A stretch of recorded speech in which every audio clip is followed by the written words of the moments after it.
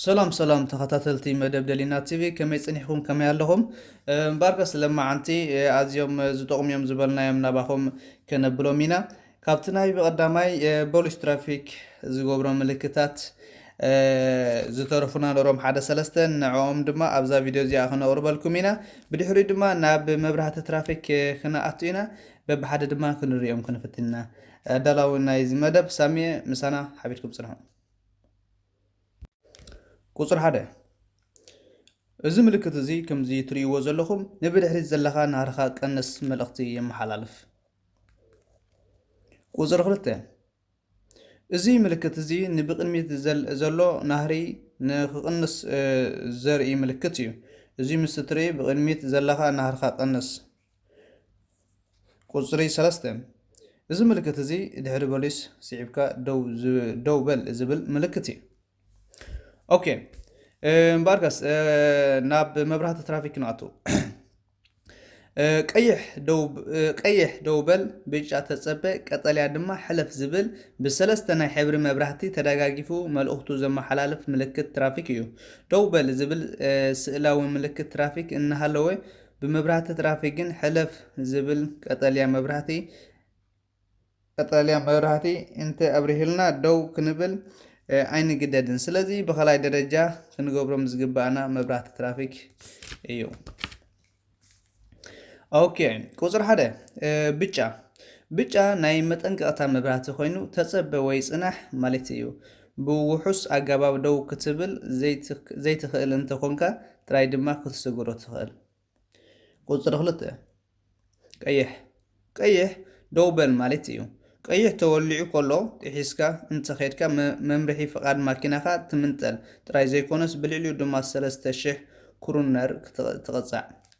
ስለዚ ቀይሕ ተወሊዑ ከሎ እንድሕዳ ኣሰጊድካ መምርሒ ፍቃድ ማኪናኻ ትምንጠል ከምኡ ድማ ኣብ ልዕሊኡ 3000 ክሩነር ትቕጻዕ። ስለዚ ኣብ ኣዘዋውራና ጥንቁቃት ክንኸውን ይግባእ።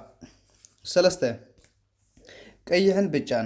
ቀይሕን ብጫን ክልቲኡ ብሓንሳ ምስ ዝበርህ ቀፂሉ ናይ ሕለፍ ዝብል ምልክት ቀጠልያ መብራህቲ ከም ዝውላዕ እዩ ዘመልክት።